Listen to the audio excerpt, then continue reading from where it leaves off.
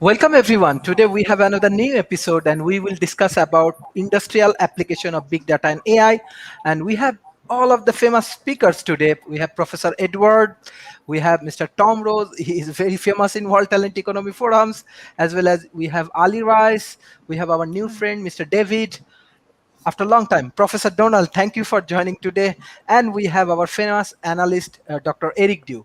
I think we have few other guests they will join today. So I want to start from Professor Edward. How do you want to analyze today's topic, industrial application of big data and AI? Hi, how you doing? Welcome everybody. To understand big data, you have to put it in a couple of contexts first. In 2010, we had probably about a billion gigabytes of data being stored. 2010 or 2012. That, of course, has increased in the last decade and will continue to increase. The characteristics of big data, and a couple of theorists have talked about this, is first of all, volume, just the sheer amount of information. Second, the velocity, that is how fast it's coming in, very, very fast. And then the variety of data, different kinds of data. Other theorists have talked about this and broken it down that way. Now, some of us are familiar with what big data is used for. Some of it is we might consider to be kind of pedestrian or not as important. For example, anyone who has a streaming service like Netflix in the United States, or perhaps in other countries you have these sorts of services, the artificial intelligence that's connected to that data will say, oh, Ed Hudgens liked the following science fiction movies, so perhaps he'll like some other movies, and they'll present me with ideas of maybe you'll like this movie. Or if you go on Amazon and you order certain books or products, Amazon's artificial intelligence will look at your data and it will say, oh, Mel, maybe you would like this book or that book. But it goes much deeper than that. For example, the IBM Watson computer has over the last decade scanned thousands and thousands of MRIs and scans of human bodies. And not only has it been able to sort of understand what's going on, it's actually been able to make diagnosis and even discoveries about associations in the data that doctors did not see. So in other words, you have the data plus the artificial intelligence making scientific discoveries. I want to add one more point here to open the discussion. Neil Gross, who is another thinker, said about a decade ago that the planet is going to don an electronic skin, meaning that we have sensors and sensors all over the place bringing in this data.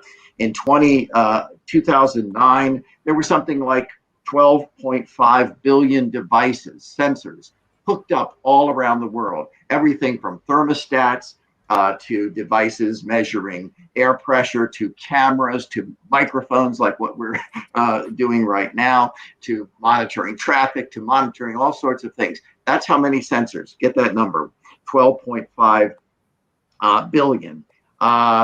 In 2015, it was about 15 billion sensors. By 2030, it's going to be something like 500 billion sensors, bringing in massive amounts of data that can be used by artificial intelligences to make discoveries, to do planning, to do all sorts of things. That's the context of what we're discussing when we talk about big data with all of these sensors and hooked up to artificial intelligence that can make discoveries and can do all sorts of things. It's an area where pioneers can come in and say, well, what can we do with all of this data? And so I'll start with that, putting this in context, and then look forward to hearing from my fellows here. Thank you. Thank you. We have our another speaker, famous speaker, Professor Rob, also join here. So we will ask him about, because he's a tech expert and lot of things he already shared with World Talent Economy Forum. So Professor Tom, how do you want to analyze, because you are expert in AI and you are working around the world with your different projects, with your AIs, with your books and many things. So how do you want to analyze this industrial application of big data and AI? Well, I think Ed covered a couple of the V's, the velocity and the volume of big data. The other V that I'm really interested in is the value, and understanding how humans need to understand how valuable our data is. There are moves and platforms designed to help us protect our data as much as we can. But I think the next economy will be based on understanding the value of our own personal data and placing value on it and monetizing that in some way. We know that there are companies that most of us have mostly free apps, and that's because we are the product. They're free because we are the product, because they are gathering our data in big ways. And we talk about, these 500 billion, sensorized appliances that we're all going to have as we go.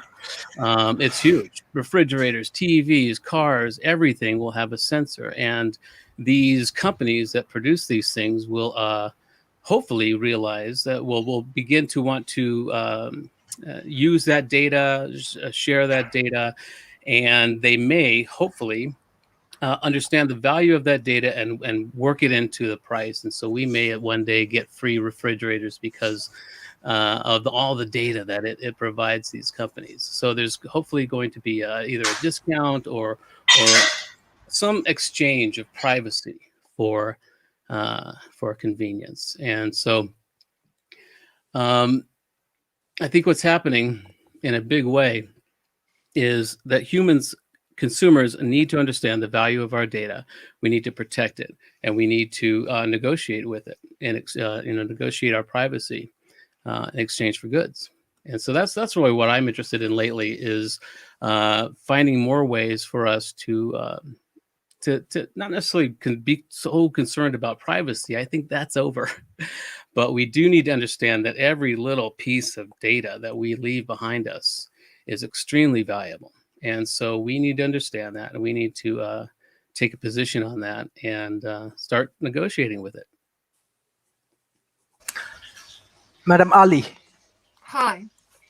Yes. So I'm actually a social entrepreneur, and I've worked in education, and I've got kind of mixed views over AI and data-driven things. So I think there's kind of ethical questions that we need to ask as well. So as I obviously see the benefits, and I know it's kind of a given that this is the way that we're going, but I still think that we need to kind of question whether all developments are a sign of progress or not. So essentially, I think there still needs to be ethical questions over the implications of what we do and how it pans out in the future. So that's my thoughts. But I realize how beneficial it can be. So yeah. Thank you. We have our new friend, Mr. David. Can you please introduce yourself, because this is the first time you join in World Talent Economy Forum, and how do you want to analyze today's topic? So my name is David Kelly, and I guess I'm a computer scientist. I do a lot with the Boston Consulting Group in terms of big data. Mostly it's not very personal data that we're using. It's, if you need like a pricing strategy for all 10 million of your products and a different one in every region of the world, and it has to change every month for all 10 million products, that we do that kind of stuff frequently. I also do research into artificial intelligence, primarily cognitive architectures, basically systems that are able to make independent decisions and develop their own, goals and actions and take action proactively, that kind of stuff.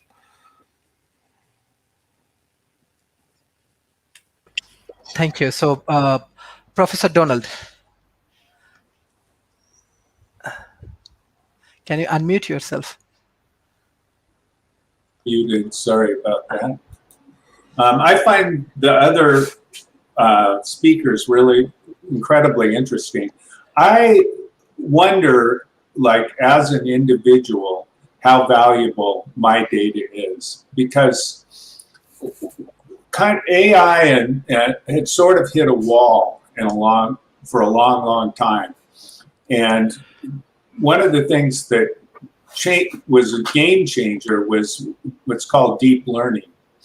And the way deep learning works is that you simulate neural networks in a computer, and you use, for an instance, to recognize a face, or when you're doing autonomous vehicles, to be able to recognize a pedestrian or all the different things you'd want to recognize. And there's no real intelligence to that. It's the ability to recognize things.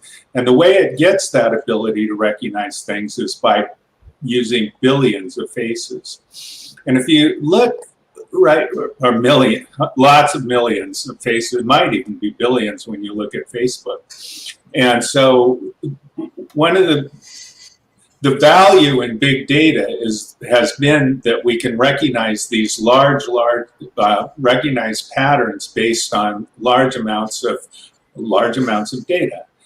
And if you go to Google, they'll sell you the ability to use their database of faces so that you can do your own analysis for your various purposes.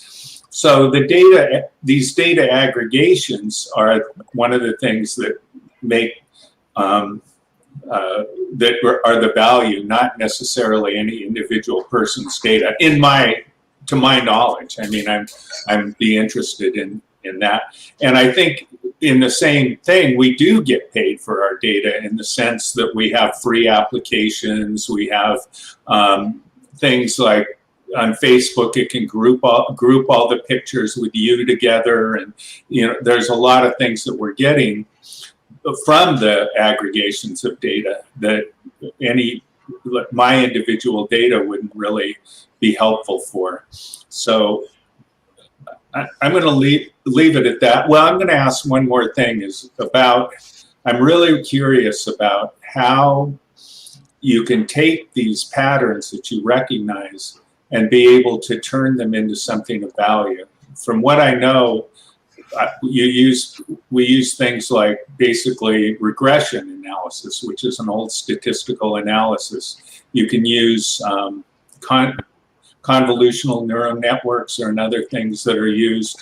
But again, I work for a company that used big data as they took all the credit card transactions from Bank of America and then separately from Barclays Bank, and they recognized if something was different enough that they flagged it, and that's how you get the thing where your credit card stops working because you're doing something unusual. And they were the company that did that. But really, it's just statistics. It's just simple regression analysis that they were doing. So I'm really interested in how cognitive data would work. So thank you. Thank you. I think we have our experts, so they will analyze your questions. So Dr. Eric Du. Good morning. I've recently had an opportunity to see firsthand AI and big data by participating in one of these autonomous vehicle testing grounds. I've been working with one of these autonomous vehicle companies. I'm not going to mention which one.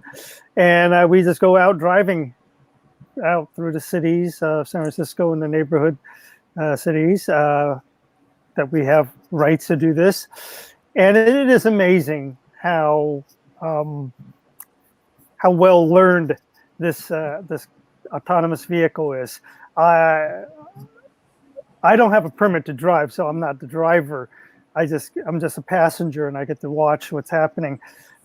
These cars are, first of all, they do have legal restrictions on what they can do. So they cannot go faster than 25 miles per hour in city streets or whatever the stated posted speed limit is. So if it's like in some alley or school zone, then it goes down to like 15 or whatever it is that is appropriate. So they're locked on that. Second is that they can't make right turns on red, even if you want to. You know, as a human, you just go like, okay, I'm going, and then you just turn and you off you go. But they are the vehicles are locked to prevent that from happening. But it is amazing how smooth they can do this, the driving, and they just kind of like move off to the side when they have to get around a stopped vehicle. You know, some car is double parked and they have to get around it. They don't wait. They just go around it carefully, you know, and then they come right back and they keep on going. They stop appropriately. Some person decides to walk into the crosswalk and they stop. They slow down comfortably. They don't slam on the brake or anything like that. So the training that is done to make these cars do what they're doing is amazing. And since I've only just recently participated in this, I don't know so much of the history, but the drivers that I talked to have said that even just a year or 2 years ago, the cars were just much more herky-jerky in their reactions to things. So the engineers who have been working with the data that they're collecting, and everyone else, and trying to mimic how humans were driving, which I don't know is the right thing to do necessarily. Human drivers are not the best people to copy, but at least there is sort of a standard in terms of what is acceptable acceleration, what is acceptable deceleration. And from having seen this, I see that AI and big data, this is just the tip of the iceberg for what we're going to be doing with AI and big data, because it is amazing how well this thing functions. And this is just a small computer in the back of the car. They do have sensors and all that all around the car, but primarily I actually think it's primarily for legal reasons. So in case people do something malicious or whatever and kind of like try to run in front of the car to see if they can get hit, there's lots of pictures of it to prove that this person is intentionally trying to do something of that sort. I don't know. I mean, I've never gotten to a position where that ever happened, but it's going to be something that's going to affect so many other industries. And I'll end it right here and let others chime in. Mm-hmm. Thank you. Professor Rob, how do you want to analyze today's topic and give some example for understanding this industrial application? Well, big data was kind of a problem. The industry made a major mistake when they came out with the term and applied it to what we were doing. The issue isn't big data. The issue is what are you going to do with it? And so we created these huge data repositories, and not a whole lot came out of it. A lot of those early programs were abject failures because they collected a ton of data, but the data wasn't properly indexed.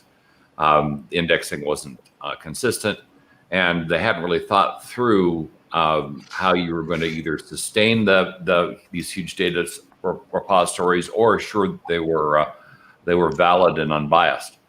Some of the other folks commented on things like facial recognition. Facial recognition was one of the biggest failures we had in the AI space initially, largely because the test sets that were created were a combination of old white guys and animals. And so the first time they put a person of color through the system, it started connecting their faces to apes. Did not end well. And the number of people have been forced to exit this the segment just because of things like that, because they were seen as being inherently racist.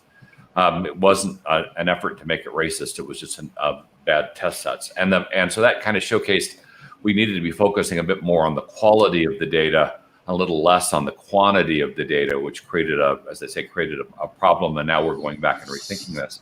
Now we're talking about doing analysis at the edge. That's the current thing, edge computing.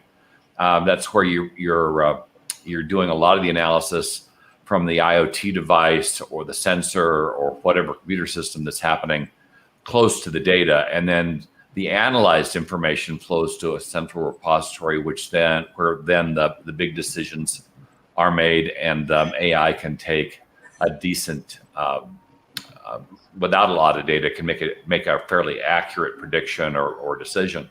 But that's got problems too. Amazon had a huge problem a year or so ago where they were recording lots and lots and lots of late shipments. The only problem is, and Amazon is heavily instrumented, their internal reports were showing no such thing. People were getting their stuff on time, and yet they were getting these large numbers of complaints from users, from customers that weren't getting their stuff on time. And so they hired a forensic data firm, and that forensic firm went in. By the way, the forensic data firms are interesting to talk to because the stuff they run into is kind of incredible. But they went in and they looked at the big warehouses, and they found that because the programmers had determined that the warehouses weren't going to distribute packages directly, they weren't capturing the data from the warehouses in terms of distribution. In other words, since the warehouses weren't supposed to ship to end users, they just determined capturing that data was not important, and so it was not captured or reported. But one of these central warehouses decided to save time. They would actually ship the stuff directly to users, and it was those packages that were late, and that's what the system wasn't picking up because the analysis at the edge had been programmed to not capture that data, and therefore the central analytics couldn't pick up the problem. So there are problems both ways. We're kind of struggling through this at the moment. The goals now are more focused on data accuracy, eliminating bias, and assuring that these AIs that we're building up give us advice that are well-founded and not giving us false advice because the data itself was compromised. So it's an interesting area of study right now. We're heavily short on data scientists, and we're particularly short on people with dual subject matter expertise, people that understand the data science and also understand the industry that they're analyzing. People that can do that are worth their weight in gold. And if I were starting off in college right now, those would be the kind of jobs, or at least the kind of training I'd be looking at, because coming out the back end, we could be pretty sure there are a ton more jobs than people. Thank you, Professor Rob. Professor Edwards, what the new example you want to add, like some sort of industrial example, which is helpful for Asia Pacific? Oh, well, in a sense, I can put it in this context. 40 years ago, or a little bit more, personal computers were just starting to come into the market in the United States and some of the advanced countries. And at that time, the big question was, well, what's the worth of these personal computers? What can be done with them? And for example, one of the first things that came up was a spreadsheet application, because businesses need to do accounting, and having something where you could simply put in the numbers and everything would calculate very quickly and easily was a reason to buy the computers. And then, of course, we know what happened in the last 40 years is that we got every imaginable kind of program. We've got, obviously, things like Zoom. We have things like, photographs, Facebook. We know that what happened in the last 40 years. In a sense, we're at that point, or maybe a little bit further along, with artificial intelligence. And with just this discussion here about talking about autonomous vehicles, one of the things that is now becoming possible because of big data and artificial intelligence is flying cars, something that sounds very science fiction-y. What I'd suggest for Asia Pacific countries is to try to be imaginative and try to be entrepreneurial and try to look at what you can do, what people can do in these countries that will shorten the time of development of whatever problems you have. One of the things I've emphasized in some of these forums is that developing countries, or emerging economies, I should say, can skip a lot of the steps that Western countries went through. That's already happened, for example, with communications in a lot of developing countries. Instead of our emerging economies, instead of wasting a lot of huge capital costs putting down wires, they've gone straight to cell towers and Wi-Fi and that sort of technology, which is a lot less expensive. Certainly, I would say in the medical area, in the healthcare field, this is an area where hooking up artificial intelligence to sensors that you can wear, or sensors that if you're in a sort of more rural area, you can use to test people for diseases or for whatever, and then simply send it off to that data off to a remote source to analyze. Things like that, I think the entrepreneurs in emerging economies should think about how they can take artificial intelligence and especially the data that comes in and use it in that way. And that also, by the way, points to the importance of getting emerging economies hooked up to devices and hooked up to whether it's satellites, whether it's Wi-Fi towers, whether it's fiber optics, whatever technology is used to get that data coming in to begin with. We have tons of data coming in from developed countries, but in less developed countries, it's much more spotty and sporadic. Thank you, Professor Tom. So you are working with many developing countries, Africa, Asia Pacific, South Asia. So what the industrial situation right now? What area they can improve, especially big data and AI? Well, we've talked about this before, and further to my thoughts earlier, in that data is our product, data is our asset, and I think there's real power when people in certain regions are very specific about their data. That's very valuable stuff. People have different cultures and manners and behaviors in different regions, and so if we start seeing our data that we generate as an asset, and we somehow envelope it into some sort of a product or package it, it's incumbent upon us to make that product, our data, more sophisticated, to improve it.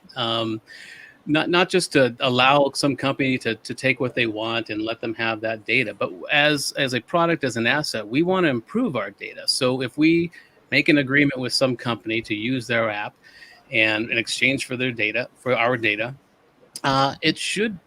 we should want to make that data very specific to us, to improve on it, to give them more data that is even more valuable. And so what countries in regions that are developing, I think it's very important for people to understand the value of their data and actually to see it as an asset and to improve on it and give really regional, cultural nuance to their data that would be very valuable.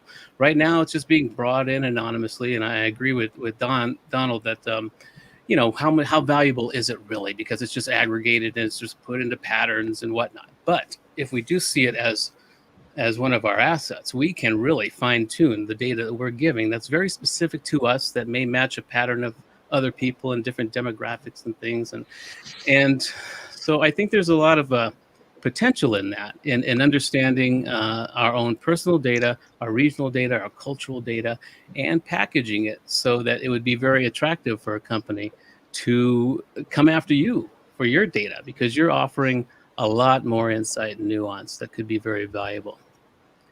Mm-hmm. Thank you. Thank you, sir. Madam Ali, so can you hear me? I can, yeah. Yeah.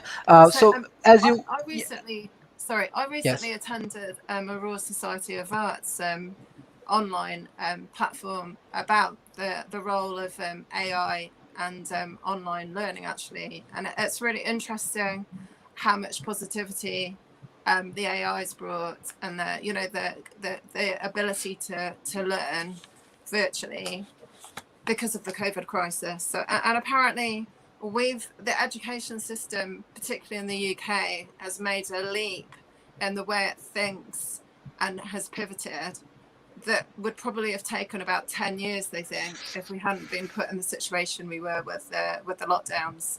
So I think, you know, from my standpoint, because I work primarily in education, you know, that's really encouraging. But I think there's still no substitute to having, you know, like a real experience and, you know, children having face-to-face contact. But there's definitely, you know, there's definitely innovation and new ways of doing things. And it also offers teachers support. So there was access to free resources that hadn't been there before. So I think it's, you know, it's interesting how the situation of the last year is actually kind of encouraged innovation, because there was no option but to innovate. So yeah, so I think, you know, from my perspective, there's lots of promise and possibility. But yeah, Yes. but still questions on ethics as well, and, you know, the implications of how far we go and what we do. Thank you. Mr. David, how do you want to analyze these ethical parts, especially for big data and AI? So how it works, how you want to share your experience from Boston consulting firms. From an ethical standpoint, I mean, yes. For us, well, ethics is really important. And the reason is, if we have all of our customers' super secret data, or, you know, for us, it's all about security around the data and making sure we don't release different kinds of elements of the data, and then it's about, you know, personal information.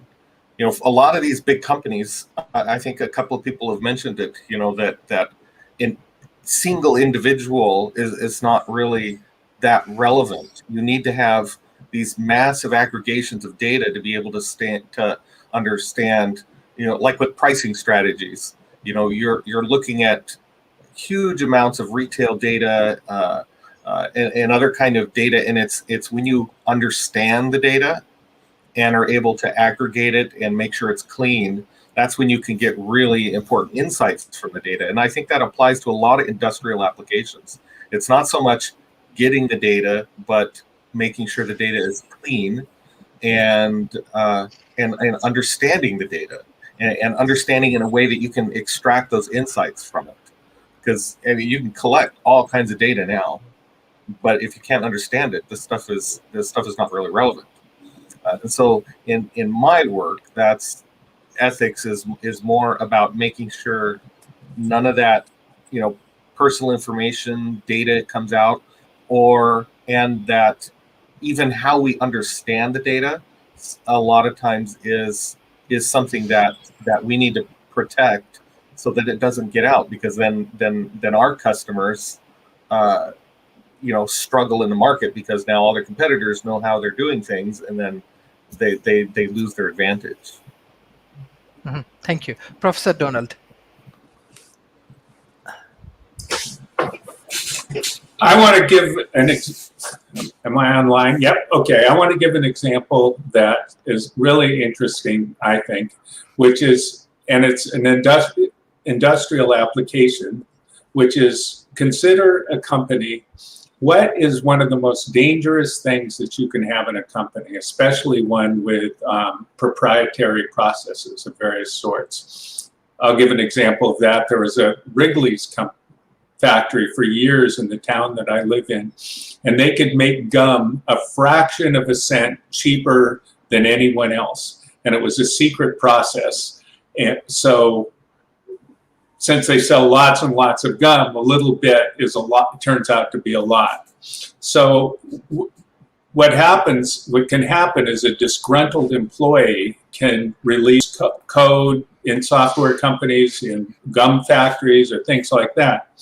So one of the things that people been doing, and I talked to a guy that does this, is they can map to a VPN, but I couldn't hook it to regular stuff. And in any event, they could, the whole thing of social network analysis is basically you can look at the patterns that people have, the patterns of the relationships. And then what they do is they use if somebody all of a sudden started to have a completely different pattern of relationships that they normally have, they would imagine that something was going on with them. And it may well be they broke up with their girlfriend. I mean, it's not necessarily that they were doing something awful for the company, but it would flag the company, and human resources would bring them in and try and figure out what's going on. I mean, so maybe in developing company, well, right now the whole issue of data privacy is bigger and more complex, because California has restrictions. In Europe, they have much stronger restrictions than we do here. And it's kind of a two-edged sword, because if you don't have the data to use, you don't have all the good things that you can get from having lots of data. But on the other hand, if people are doing stuff like watching you round the clock, and I will say I work with a company that does the same thing on the internet. They'll watch the patterns of what you buy and who you're connected to by Twitter and Facebook and things like that. And if they want to sell somebody whiskey, they'll find the people who are connected to people that buy whiskey. And through that, they'll be able to target that particular individual. So there's a lot of stuff going on right now with privacy, and how the ethics work on that is something that is being worked out right now. So, I mean, if you're in a developing country, it's something to really, really watch. And thank you. Thank you. Dr. Eric? Yeah. Back to the examples I was giving. One other one that I have participated with is I did some advising for a startup that is doing big data and AI for medical, particularly for those who have recently gone through a surgical procedure, for example, or some kind of a serious medical procedure, and then you go back home and you're recuperating, and you want to know if something have gone wrong, and things do go wrong, right? I mean, you have a surgery, and that surgical scar or whatever may become infected or something like that, and as the patient, you don't know yourself well enough to know whether it's an infection or anything like that. But your body will react to that infection. If it were an infection, and your temperature goes up, and maybe you're a little bit more restless, or maybe you're drinking more, things of that sort.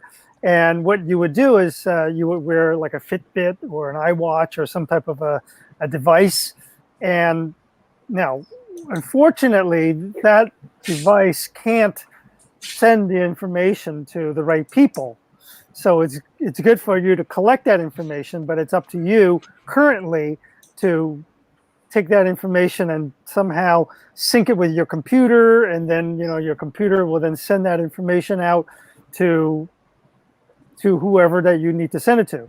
Well, this startup was creating this device that would collect that data directly from the Fitbit or whatever it is, and it'll be located locally at your home, and it will send out through cellular service to the main company, to the company's servers, who will then download and collect that, and more importantly, will compare your data to other people of your similar demographic. So if you're female, then you'll have a certain type of demographic, and if you're in the age, let's say from 50 to 70 or something like that, then you have a certain demographic in terms of how often you go to the bathroom, when do you normally wake up compared to everyone else, what's your heart rate, on all that.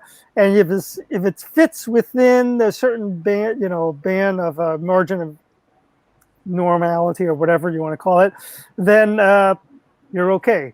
But if certain things spike, your temperature is higher, your body temperature is higher than some certain amount, then they will recognize that you have a potential medical problem, and it would signal you to contact your doctor, or may directly contact your doctor for you, and have your doctor contact you to ask for more information. And that is some of the things, that's one of the examples of an application of big data that I see. I'm not a very imaginative person. There's a lot of other people who are far more imaginative, and they can, you know, they'll take the big data and, you know, they'll make something out of it that, you know, like Mozart, you know, would take a bunch of notes and somehow scatter it onto a page, and then suddenly it becomes music that's incredibly, you know, interesting to hear.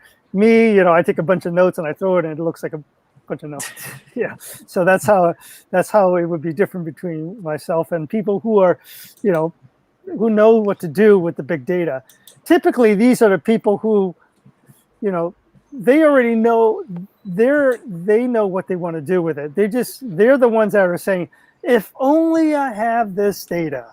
Okay. Those are the people that will be able to take advantage of it better than me. I'm not in a position right now to say, if only I know blah, blah, blah, you know, and then, you know, then it's only up to us to kind of like to take it, you know, somehow or another. I don't have that information. So anyway. Thank you. Professor Rob. Well, we're kind of all over the map. So at some point, we might want to focus in on something. There are a couple of things that were discussed that are kind of interesting. Don pointed out some of the things that are going on with big data and security. A couple companies to look at. Deep Instinct out of Israel is doing some fantastic work with anti-malware, big data, deep learning. I probably should define a couple of terms. Machine learning and deep learning are two different kinds of AI approaches. Machine learning requires programmers to teach the AI what to do. Deep learning allows the AI to teach itself. Deep Instinct was the first deep learning security company, and the thing is it doesn't really do scripts, which is what most antivirus products do.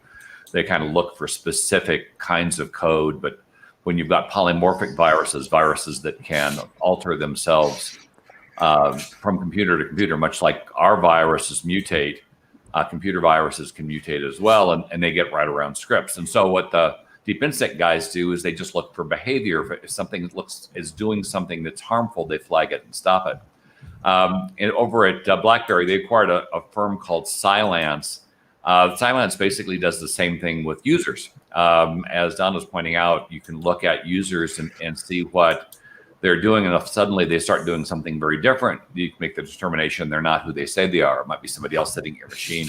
Or as one CEO I watched a while back would have loved to have this, because his child, right before his board meeting, came in and changed all the names to all the files he was going to present at that board meeting. I have a feeling that child's never going to sit down again.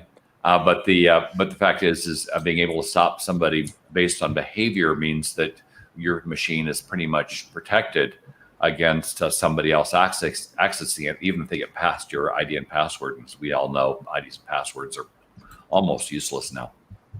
But this particular area of artificial intelligence is advancing pretty quickly. The thing that we're most concerned about as an industry right now is ethics and bias. If the data sets, as I mentioned earlier, are improperly put together, if they don't take into account all the data at some point, then that lack of whatever they lack is going to bias the result. And I did mention earlier that we had that issue with white data sets and animals and miscategorizing people of color, which was clearly problematic. So accuracy, data accuracy, and ethics. And with ethics, it comes down to a number of things, because we clearly are building AIs as war machines. But really, we need to have a pretty good idea of what we can use this stuff for and what we shouldn't use it for, what is right and what is wrong. We don't generically, you might remember Google, when they were formed, had something in their kind of a tagline about not doing evil. And when they were being criticized a lot for doing evil, their fix was to remove the tagline up. Kind of like saying, hey, I'm not going to be a bad person. Well, you said you weren't going to be a bad person. You're doing bad stuff. Well, I'll fix this, and I just won't say I'm not going to be a bad person anymore. Somehow that wasn't exactly the best decision I've seen any company made in my lifetime. So it's that kind of behavior. We have a tendency to do bad things with data. We see it in politics all the time, mischaracterizing research, mischaracterizing results. taking politics against science, and that we saw, at least in the United States, in spades over the last election cycle. So it's critically important that we do not compromise the data, that as we bring up AIs, they're making decisions based on fact, real fact, not fake news. Otherwise, we have the problem of AIs making decisions at machine speeds, and humans cannot keep up with AIs making decisions at machine speeds. A lot of us are a little bit more worried about Terminator-like outcomes at the moment. But while we may not have big robotic guys walking through the streets shooting people, we could easily have autonomous cars, autonomous vehicles, and a variety of automated machines going off the rails and doing a ton of damage. And think about it, all it would take is one of these things taking control of the electrical grid, and we'd be in a ton of trouble. So assuring the ethics, the honesty, the integrity of these big data AI projects is of critical importance, and we're nowhere near there yet. Mm-hmm. Thank you. Professor Edwards, we want to go for the training and development. Like example, in Asia Pacific, there are many youth, how they can train themselves for big data and AI, as well as they can contribute for their economy. On the other hand, how small, medium enterprise, they can get benefit from it, like when they apply AI and big data, how they can get benefits. So if all of our panelists give them the guideline. Yeah. Mm-hmm. Well, I think the fact that this discussion has been so broad sort of indicates the potential, first of all, for AI, and the fact that it really is going to take entrepreneurial thinking on the part of folks in emerging economies and with smaller, medium-sized businesses. That's the nice thing about entrepreneurship, is that if you look at any particular time, certain things seem to be like a crazy idea. Personal computers were considered to be sort of a crazy idea 50 years ago, and now they're not. But for example, just to take Eric's important point about wearable diagnostics, and they can, if you've had an operation and there's a question about how well you're doing, a very inexpensive wearable diagnostic is something that can allow doctors to keep track of you and head off any problems. I would take it another step further. Because we can genetically sequence individuals, what you're going to probably see in the developed world is I will get genetically sequenced for under $1,000, and the AI will know everything about me. So it will be determining things about me that are unique to Ed Hudgens, not just to 65% of men who are over 60 or whatever. But one thing I would suggest in terms of the small and medium-sized businesses is to use your imagination. Look for areas in your emerging economies where you have challenges, where it's maybe very expensive to do something, or where going through a big bureaucracy, whether it's a government bureaucracy or a giant company like a utility or whatever, is causing problems, and then see if there's some way you can apply the use of big data to, for example, make a more efficient system for distributing clean water, or a more efficient system for distributing electricity, or providing those services. So, as I say, I'm like Eric. I only have a limited number of knowledge, and so that's where entrepreneurism comes in. And so I would say, and I think it was Rob who made the point about having people who are cross-trained in different areas. So if I were somebody in an emerging economy, I would be looking at understanding not just some very, very narrow area, for example, being able to code, but understanding across disciplines and across technologies, because that's where you're really going to be able to develop value and offer value, is understanding, well, I understand AI, I understand data processing, I understand maybe medicine and the needs of the medical community in my country, or whatever it happens to be, the energy community in my country. So please cross-train. We talk about cross-training in athletics, cross-train in your knowledge. Professor Tom. Yeah, I think small and medium-sized businesses. What one idea could be, if there's a specific behavior that your client or your desired customer has, figure out a way to gather that data. And again, that goes back to the idea of making our personal data more nuanced, packaging it better, making it more sophisticated and well-rounded. And maybe these trends are happening. I feel like right now, big data, as we've mentioned, there's huge amounts of data that can't be used yet until they work out how to pull it together and how to apply it. So there's all this data, but a lot of it's anonymous. A lot of it's just patterns. But I think we need to move toward, and it's almost generic in a way, of human behavior in general. So if we get to the point where we understand as an individual, a man living in Colorado, I could package my data very specifically to either my region, my culture, my interests, but actually put more into it. And if a company has a specific behavior that they want to capture or direct or amend, they can come up with ways of questions that would gather that specific data in general, and just really fine tune it. The idea now, I think, is to take this huge amount of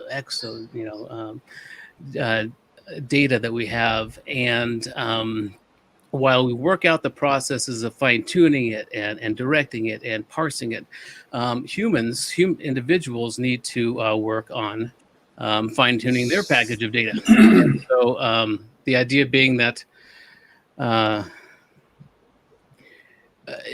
both trends, it'll be less generic, it'll be more nuanced, it'll be more specific, and it'll be more valuable to certain small, medium-sized companies that have a very specific product or behavior that they're selling or service that they're selling. That could be very specific to a niche that is across demographics.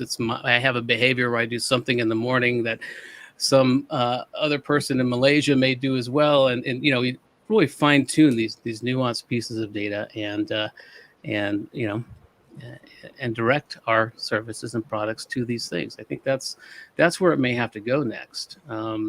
As big data figures out how to better parse the information that they have, we should do the same with what we have to offer. Protect ourselves, our data as much as we can. But I also wonder if big data there's enough big data already that big data, AI, whoever, understands human behavior in general. And it may have enough data already that now they can start directing us because they understand our behavior. So we may be behind the curve. So that's the big question, is whether there's already enough data now that it'll eventually be able to direct our behavior. And so because algorithms are very sophisticated, we need to understand that how sophisticated and how much cross-referencing is done. And how much we've seen that in the last couple of elections, is how algorithms can change the behavior, even voting patterns of people. So, so I think the next stage may be, as they fine tune the parsing of big data, is for human beings to package their data, give it more nuance, give it more specific, strength and power and nuance. And so, I don't know. That's where I think things can go next. Thank you, Madam Ali. Okay, so I think for me, it would be really interesting to know how to access specific data. So for me, one of my main goals and focuses of interest is education and lack of engagement. So kind of inspiring young people to want to learn, and this goes from kind of primary children all the way through. So I think the AI and the kind of the things that computers and the kind of digital will bring to young people is the thing that inspires them. And at the moment, it's not really bridged in the education system. So it'd be interesting to see how we can make that bridge, and how we can make students much more part of the creative process in their learning, so that they're actually a key stakeholder and a part of the process. So for me, I think it's about forging bridges and understanding how to access that data, so you can track how things change and what makes a difference. So I think for me, obviously education's my sector more than anything else. And also, I think some of the most amazing things that I've seen is data-driven graphics of how exports and imports have changed around the world. And it'll be interesting to see how pollution's changed since we all got locked down. And, so those kind of graphics that visually show how lockdowns change for things for good and for worse, they're really interesting too. So it's a great way of graphically representing something too. So yeah, interesting. But it's something that I'm not really familiar with. So yeah. Mm-hmm. Thank you, Mr. David. Well, I mean, in terms of some of the things I think we'll see around understanding data, I think one of the things that I'm seeing is where we're actually building cognitive systems to really not just process the data in the way a typical machine learning system works, but actually, for all intents and purposes, think about the data, to understand the flow of the data and how it relates to other blocks of processed data, and where these systems are smart enough to make suppositions and a lot of that in the cognitive systems like that I'm working with, you're creating these knowledge graphs of the problem, and then it's smart enough to take different kinds of strategies, whether it's this kind of machine learning or that kind of machine learning, and apply it to understanding the data, and then actually making decisions on how the business should be interacting with that data to be successful. Thank you, Professor Donald. Professor Donald, yeah. Well, I want to say first off that I participated in a COVID research project where they were trying to understand if they could find people that had COVID by changes in their heart rate. And so I uploaded my Fitbit data once a week to a university to participate in that. So I was just supporting what others have said. One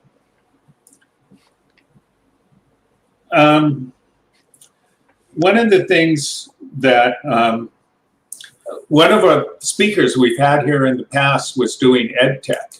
And what he was doing was monitoring every single thing he could possibly monitor on a student, so he could find out if they were still interested, if they were falling asleep, what their heart rate increased because they were excited by whatever it was. So it was so interesting to me. I wrote him afterwards and I said, well, how do you actually integrate that into a lesson? Do you have any examples of a training session where you'd integrated that into it? And I never heard back from him. But back to the original question about education and what you need for education is, first off, I want to say that it's kind of goes to a little higher level than education. But what Rob was talking about earlier about kind of the local and more central analysis of the data, that's what autonomous vehicles do, and that can be done. That needs to be done.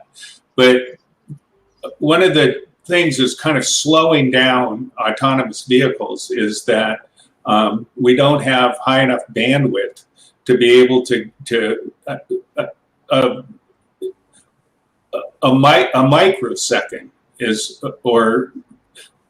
enough for a car to go quite a distance, and so you have to be really time sensitive to be able to give information to a car to actually help control it. And ultimately what we're going to see, I believe, is cities that don't have to have traffic lights. Why would you need a traffic light? All the cars know where each other are. They can easily avoid each other. And on. These are really interesting things that can develop, but they require the instantaneous communication between the cars and whatever's other things that are controlling them. And that is starting to happen with 5G. It looks like 5G is going to be fast enough, but 5G has very, very limited distance that the towers can go. So what they have is countless small towers. It's almost like you have Wi-Fi routers all over the place. And it's just everybody's within a Wi-Fi distance. It's a little farther than that, but basically. And in the United States, like the town that I live in, people believe that that 5G causes cancer, that it disrupts your brain waves and all this outrageous stuff. So it just isn't happening. It's very slow to happen. And I know in the past there's been technologies like cell that had that same issue, and developing countries were able to adopt it very quickly. It's so segueing from that into what you should really be studying is you have to realize that what AI people develop are called models. And there's quite a few modeling languages that you can learn to play with. Google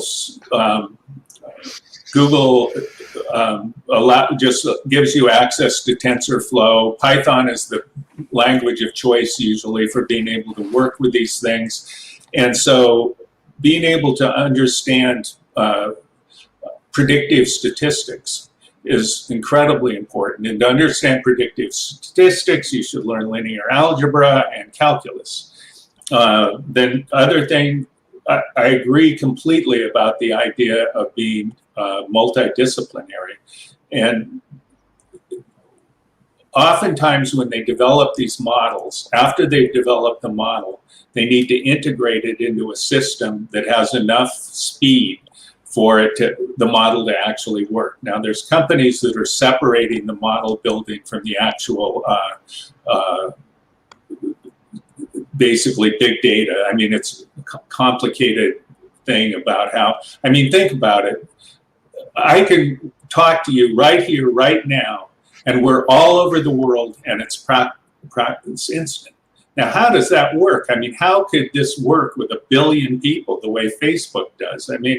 It's pretty amazing. And so it's really worthwhile to learn a little bit about that technology, is how these databases work, how these things work, because then you can learn to integrate the models into the systems. And you don't have to do it yourself, but you should learn how it works well enough that you can interface with the person that actually does it. And finally, these are solutions to, these can provide solutions to problems, and they can provide new ways of doing things.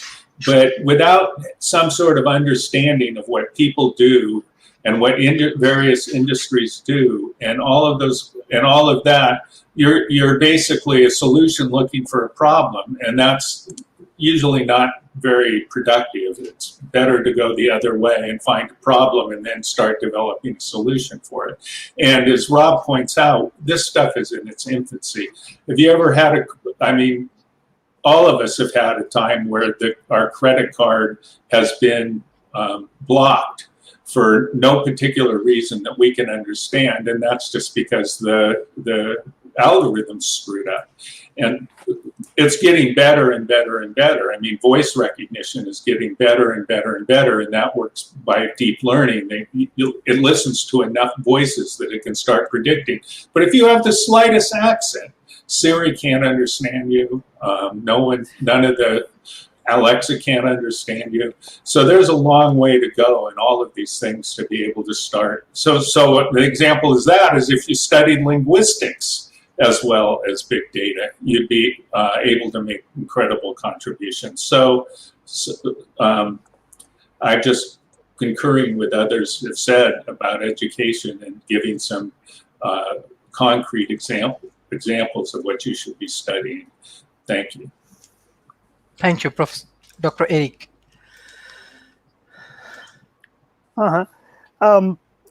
The industrial application of AI, it's still, you know, the Googles and others that are collecting all this data.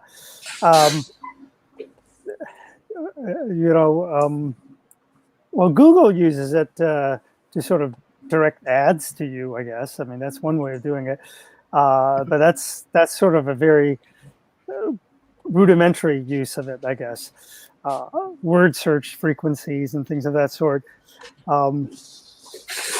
It's going to take some time before there's going to be real functional uses, and then it's going to take even more time for that to filter down to the smaller mom and pop stores.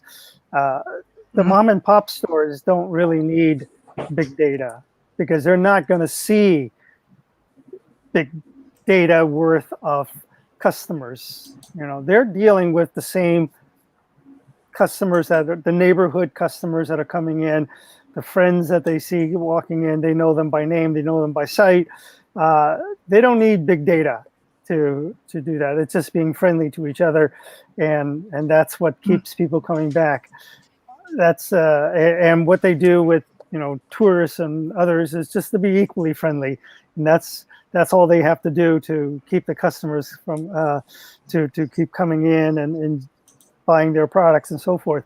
The big data is probably more like what we talked about here, as in certainly in the transportation area and how to automate some of these things in the medical field. And again, most of these are to help autonomize various things that are currently being done by humans. And some of the things that they are doing, I don't know if they're ready for it, and to try to mimic or mirror what humans do. And I think a better solution in this case, rather than trying to collect more data and try to build a more refined model, is to just get people to limit themselves in doing certain things, in particular, like in transportation. One of the key things that they worry about is when you're driving along as an autonomous vehicle and there's a person standing in the corner, the question is that person going to jump into the crosswalk and walk across, and do we have to prepare for it? As a human driver, I can look at that person and I see that he's busy looking at his phone or he's talking with someone. I know that he's going to stand there, okay? But if I see him kind of like punching on the light change signal and all that, and he's rearing to go, then I know he's going to run into the crosswalk. Currently, the AI doesn't have that kind of a fine tuning to distinguish between those things. And I don't know if it'll ever get to that stage without huge amount of computation. But as what Donna was saying about the computational speed, right now, the computational speed is already faster than human computational speed. Okay, humans react to uncertain things at 0.3 seconds. That's human reaction time. 0.3 of a second is human reaction time. And it can't go any faster, especially for things that are unexpected. Okay, if I am fully expected something is going to happen, I can maybe get it down to 1/4 of a second. But if I don't know what something is going to happen, and if something happens, it's 0.3 of a second is the fastest that humans can do. And computers already can outdo that by, you know, several orders of magnitude. So that they can do, but will they use that to make the assessment that we want? We don't have the way to explain it to the computer yet, because we don't know how we think. Okay, until we know how we think, we can't tell the computer how to think itself. So it's still at the rudimentary stage. Who knows what happens in the next decade or two, though. Yes, thank you. Thank you. Actually, our sessions, we do more focus on developing nations and many small, medium enterprise, many enterprise. Now they are want to utilize AI. They want to utilize this big data in their even for marketing and business development, even their youth communities or their customers' records and everything. So we are creating the awareness in between our communities, and by this way we can apply more. Even in COVID-19 situation, let's say in Malaysia, we utilizing a lot of data everywhere we are moving, where we are going, everywhere we have to give our data and information. So this is also very, very important point for Malaysian government as well for controlling this COVID and these things.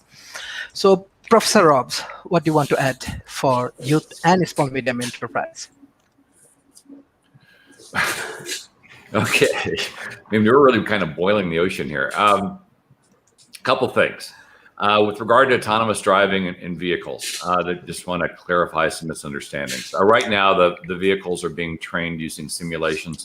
Those simulations are being run at machine speeds, and so the equivalent of a year's worth of on-the-road driver training is being imparted to these systems in a matter of minutes. And so by the time they're trained, they have the equivalent of a Ph.D. in driving. If the behavior of the pedestrian was in the test set and in the simulation, then not only will the central computer understand the behavior of the human, but every inference computer that comes below it will understand it as well, because once one machine learns, they all learn as soon as the data transfer occurs. Learning happens once again at machine speeds. And one other thing is that, using the example of the driver, most drivers, particularly male drivers, tend to have tunnel vision. They look straight ahead, don't really see much on the periphery. Women are better at this. But autonomous cars see 360 degrees 100% of the time. They don't get distracted. They don't listen to music. They don't take phone calls. Right now, most models have accidents falling somewhere better than 97%, which has kind of really mucked up the insurance industry, because if premiums follow risk, then those premiums are going to drop catastrophically. To make up for that, human-driven cars premiums are going to go up catastrophically as well, which will probably drive people off the road. It's not a behavior thing. In a few years, you won't be able to afford to drive a car, because once you get to close tolerance driving, that's where cars are 1 or 2 inches apart, all driving at the same speed. You introduce a human, and that human makes a mistake. Instead of having an accident with one car, you have an accident with 100 cars, because none of them can stop fast enough since they're so close tolerance, and it was the human that screwed up. So that at least the models indicate that humans will be driven off the road. We were talking about education. One of the efforts to look at is Lenovo's Land School project. When schools were going to this new COVID normal and sending people at home, the ones that did the best were schools that already had a large number of students studying at home. That's what Land School was designed for.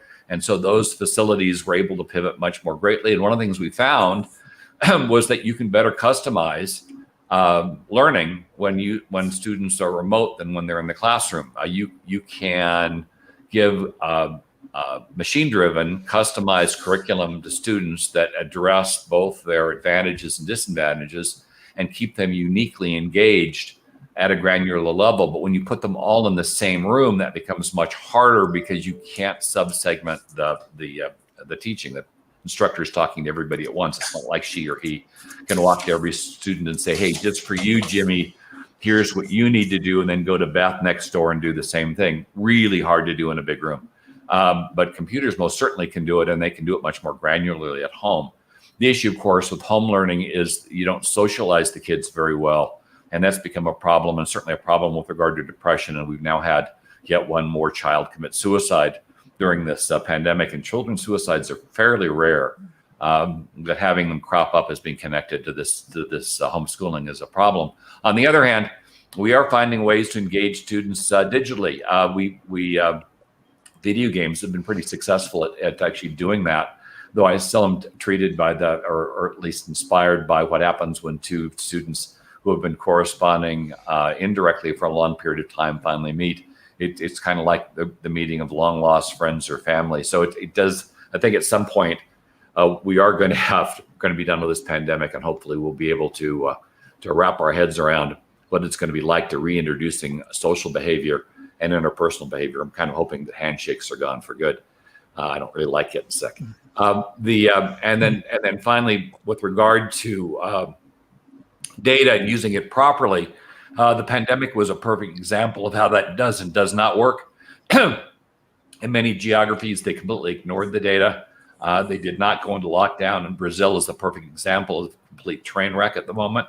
As a result, you have to have clean data. You have to make decisions from the data. And if you're not willing to do that, then no AI, no deep learning, no big data solution is going to fix your problem. You're still going to be making decisions the way you always did, and the results will be as bad as you always did. And looking at deployment of big data and AI, the big problem we currently have is most of those projects have failed and failed catastrophically, largely due to the fact that people doing the implementations have no real clue what it is they're doing, either from an industry standpoint or from a technology standpoint. Sometimes both. People are picking the wrong partners to do it.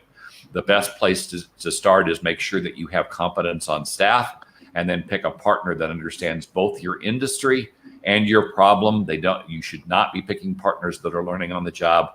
The end result will be pretty catastrophic. So that's kind of where I am at this particular point. Sorry, I figured I'd pick a subcategory and drill down on it. Thank you, Professor Rob. Thank you, everyone, for joining today's session. Today's session, I'm sure, is very much helpful because there are many corporations from Asia Pacific, from South Asia. They regularly communicate with us how they can utilize technology, big data, AI. This is the concern. They already try to learn. Things are not like that. It's not Europe or USA. There are many small, medium enterprise or many corporations. Still, they want to engage with technology and other things, and they are communicate with us. I request all of the people, those who observe today's session, share as much as possible. Share with your corporation. Share with your classrooms and policymakers, your government. This is very, very important session right now, and we are open for collaborations. Those who need consulting, those who need trainings, and those who need research and other things. We have our expert peoples from around the world: Professor Edward, Professor Toms, David, Ali, Professor Donald, Eric, and Rob. All of them are very expert on that field. So if you need any kind of support, I'm sure they're going to help you. They're going to support you. They're going to give you mentorship, how to grow your companies and other things. And I believe there is many work we have to finish together. We have to work together. So thank you, everyone, for joining today's sessions, and share our content as much as possible. I directly want to go for the concluding remarks for today. I want to start from Professor Edward, then Professor Tom, then Ali, then David, Professor Donald, Eric, and Mr. Rob finally. Okay, thank you. This is a very interesting discussion, and I'll just make a few high points here. AI and the fact that we're going to have something like 500 billion sensors pulling in data, big data from by 2030, offers incredible opportunities. The challenge for businesses and entrepreneurs is to figure out where best to apply AI and big data. You have to avoid a certain problem. If you have a hammer, for a lot of people, everything looks like a nail. But of course, everything is not a nail. There are going to be places where big data and AI really do apply and add value, and other places where, at least at the moment, they don't. Individualized learning is incredibly important, and an application for AI, just as it is for individualized medicine. But there might other areas where it's not. We've mentioned, a lot of people have correctly talked about the importance of cross-training, not just being very narrowly focused. But if I were somebody in an emerging economy, I would want to learn different aspects of different things. Because remember, the bottom line is that we're dealing with human beings here. Their priorities, values, assumptions, and expectations change over time. Big data and AI are going to influence them, but they are going to also be using it. It's human beings that we're ultimately dealing with. And I think that's very important to remember. Let's keep the humans, even though AI is very important, big data is very important. Let's keep that human focus. Yeah, I agree. I would make that point too, that AI is great, and I'm very techno-positive. I think all the trends are very positive, and they've been sped up in the last year, a lot of them. But, customized learning, safer streets, these are all very positive trends. But my real interest is in the human side of this thing and understanding that our data is an asset, and we need to protect it, and we need to improve on it, and we need to market it and give it nuance, because that will be valuable. If you can give a very specific piece of data that may connect with a pattern that is useful to some company, and package it in the proper way, I think that's really where we need to go. I think we really need to understand the value of not just our behaviors and our the things that we do as data, but our qualia. We're walking quantum computers, and we need to understand that each human being has been exploited. Where we have this immense capacity that no AI has matched yet, and we need to understand that. We need to understand that the data that we're giving out is extremely valuable. We need to protect it and package it, and that's what I'm looking at lately. Mhm. Thank you, Madam Ali. Okay, well, my experience in lockdown actually is that I not only have been leading through the creative process for 30 years, but I've realized that using creativity actually accesses the quantum field and enables you to kind of just absorb information.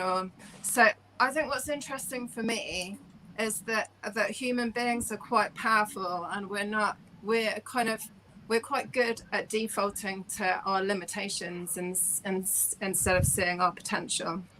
And what I've always done, I think one of our biggest projects was an animation project we did with children, and they were on the verge of writing, so they were 5 and 6 years old. And the thing that brought their animation to life was the fact that we used Google Earth. And most of the children hadn't travelled outside of the UK and England, but they got to choose an animal, make an animal out of plasticine, and then they got to go from their school to where the animal was. And Google Earth was incredible for them to see the geography of the world in a short amount of time, and put whatever their research was in context. So I think the thing is that we have to have a balance and have ethical decisions that have humanity at their core, really. So I think the thing is, technology is great if there's ethics and there's positivity, but there's always a kind of a deeper, darker side that people need to be aware of as well. And our freedoms need to be protected as well. So I think one of the things that's really significant for me is the erosions that people fought for in world wars before us. Our liberties being taken away during the whole 12 months since this time last year, and it's still not come back yet. So I think we still need to, that needs to be questioned as well. So yeah, for me, there's lots of opportunities, and I think that obstacles are the opportunities as well. So yeah, it'll be interesting to see what happens, but it's not going away. So Thank you, Mr. David. What's concluding words for today?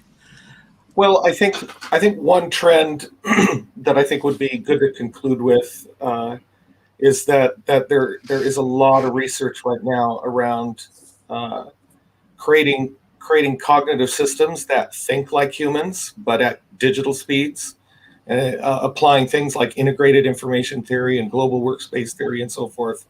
And these kinds of systems will be where some of the next leaps in artificial intelligence are.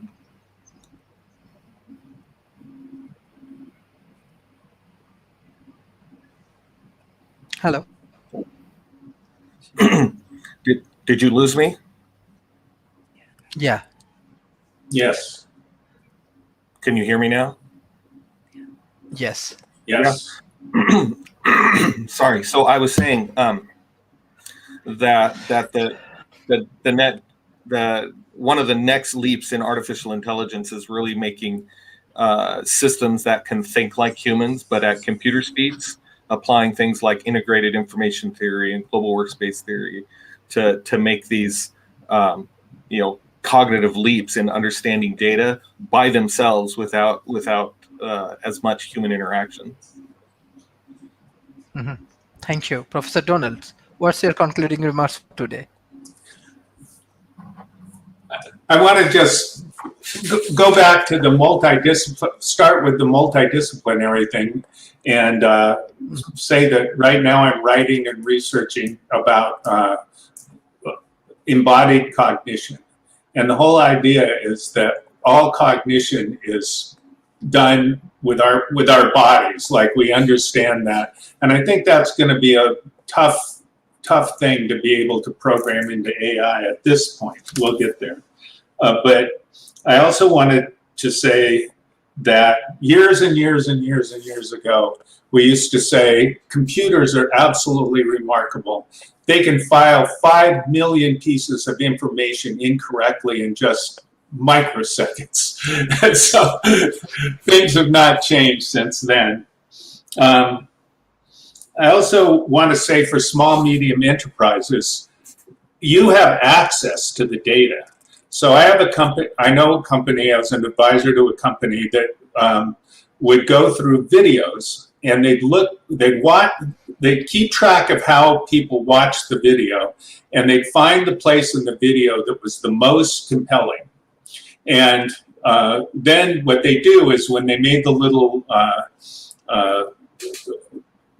thumbnail to click on, they would use the most compelling frame in that video so that people were most likely, and then they showed by measuring it that if they clicked on that most compelling frame, they were more likely to watch the whole video.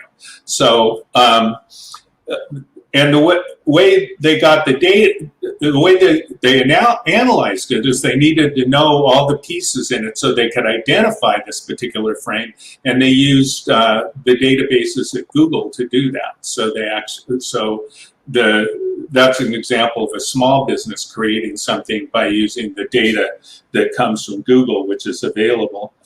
I want to say one other thing. Oh, two other things. One is that GE makes sensors for planes. So the plane that you're flying has at least 40,000 sensors measuring every aspect of what's going on. And that can be generalized to like anything. Your assembly lines, whatever you work with to use for industry, in industry. And last, what I'd like to say is that in the process of developing world, I think that the way that we're going to be able to switch to autonomous vehicles is to have zones where people aren't allowed to drive. Because if everything was autonomous vehicles, we probably wouldn't have any crashes, especially as 5G is happening, where they all know where each other are and so on like that. But people, you never know what they're going to do. So a lot of the problem with developing autonomous vehicles is being able to deal with the human factor. I mean, when you get to the thing of crossing the street, you punch a button. And every single solitary vehicle knows you're crossing the street. And I mean, there's so many. So I would say that the best thing to do is to have zones and just have a switch inside the car that a radio turns it off. You can't drive. I mean, people want to be able to drive still, and they will for a generation at least. But I think that that's a safe way to convert to it. So somebody figure out how to do that, and you'll get really rich. So thank you. That's thank all you, I have Dr. to Eric. say. Thank you. I always enjoy being on this show. Thank you. I just want to add to Donald's comment about driving. I don't think we need to have zones. Liability is going to do that job for us because all these autonomous vehicles have cameras up the wazoo, so they can prove with beyond a doubt that it's the fault of the human driver, guaranteed. And those human drivers are going to get nailed, and they're going to get sued, and they're going to get their insurance rates going to go up skyrocket. And within 2 years, everybody's going to say, forget about it. I'm not going to be paying $5,000 a year for insurance. And that's the end of human driving. So you don't have to worry about it. It's going to happen. Economics is usually a great factor in dealing with these things.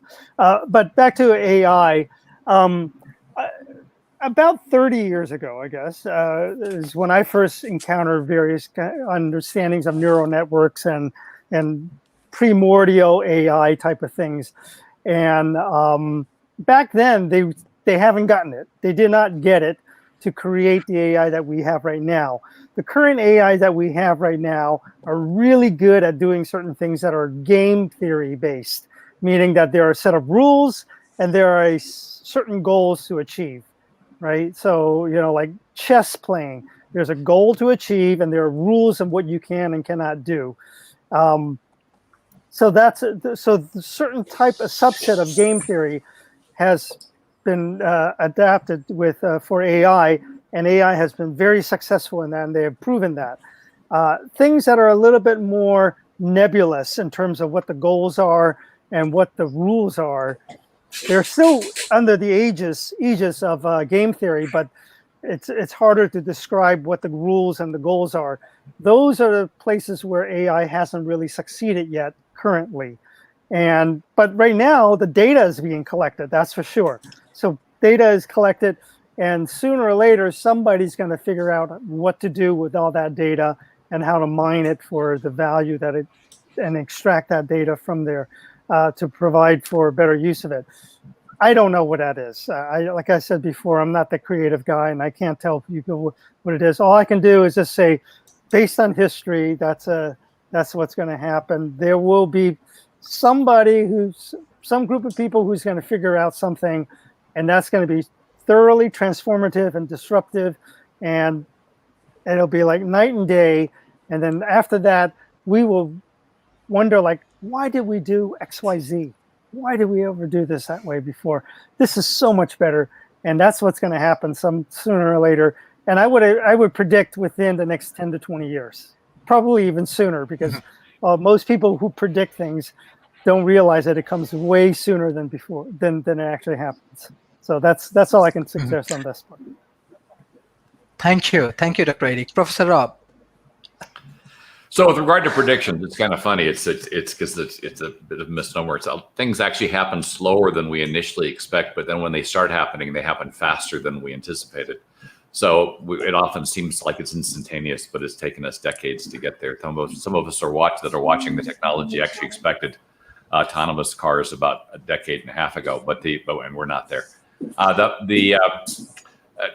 topic, if there's an event next week, NVIDIA's GTC, it's going to be focused on autonomous driving and AI. Anybody interested in this topic should probably go to that. It's free because ever since all these shows went to virtual, that most of the people stopped charging to attend them. And so if you want to find out cutting edge stuff, the NVIDIA GTC next week is certainly worth an attend. I'll be attending myself, but for anybody that's not speaking, please mute your microphone because we're talking to me. With regard to AIs versus humans, we've got two ways of thinking: AI replacement, which will happen in certain industries, largely jobs that people don't want to do, or jobs that are incredibly expensive, or where we can't get people to do them. That's probably the low-hanging fruit for AI replacement. Many of the big AI companies are focused on using AIs as an assistant. IBM is probably the leader in that particular effort, believing pretty strongly that if we replace all people with robots, we're going to have a bit of a problem selling product. Probably a bit of a problem staying alive. There's a great Twilight Zone episode where years ago where the head of the company decides to replace all the workers with automations, and at the end of the episode, he's been replaced by Robbie the robot, my namesake, and kind of showcasing the dire outcomes of replacing people, eventually replacing yourself. But I think it's the point. If we focus too much on human replacement, we're going to have some serious social problems we're going to have trouble dealing with. Right now, the industry is focused on retraining and training, but recognize over the next decade, the skills that you're learning right now will probably become obsolete. So being as flexible and as agile as you can with your education, getting as much breadth as you can pick up, will better assure your long-term future in a world of AIs. And finally, with regard to ethics, the biggest problem we've got with, in my opinion, right now with AI is ethics. We have not set down a set of rules. Yes, we've got Asimov's 3 rules of robotics, but that forms a baseline and really isn't broadly adopted by industry. We have a nasty habit of doing what we want to do. That's going to be problematic with AIs because whatever they do, we'll do them at machine speeds, and we are not capable of countering machine speed entities. There is an effort over in the Lifeboat Foundation called AI Shield. There are other efforts. Google's launched one as well, focused on similar things, and that's creating AIs to fight AIs. If one of these damn things gets out of control, having the ability to spin up another machine to be able to offset what that first machine is doing would be kind of handy. An old movie, The Forbin Project, was it Colossus, The Forbin Project? Kind of tried to explore that in fiction, but the reality is some people, some governments in particular, are on the ugly side of AI development and not quite realizing what could happen if you have a major weapon system that is largely not controlled by people. The War Games movie was to point, mostly because the cybersecurity environment in the United States was created as a result of that movie. Which is kind of funny. If you hadn't heard the story, Nancy Reagan saw the movie, asked her husband, Ronald Reagan, if it was possible. He said he didn't know, asked one of his generals. The general said, oh, yeah, not only is it possible, it's far worse than you can imagine. And that became the basis for the U.S. cybersecurity policy. So there is some fact in fiction and movies emulating life to be aware of. But in any case, the information's out there. Stay broad. Stay focused, and remember, if you don't understand the ethics of something, maybe it's better you hold off on doing it until you do. Thank you everyone for joining today's session. I'm sure our audience really liked today's session, so I request everyone share as much as possible. They are the best in this industry and they know what's going on inside the industry. So we get too much of call different from kind of developing nations, government, policymakers, as well as from different small medium enterprise. So yes, we need to adjust, we need to adapt the technology, and hopefully with our team, our World Talent Economy Forums and our mentors and our advisor, they can help you a lot. And thank you everyone for joining today's session. It's really great session for us. Thank you everyone. Bye bye and take care.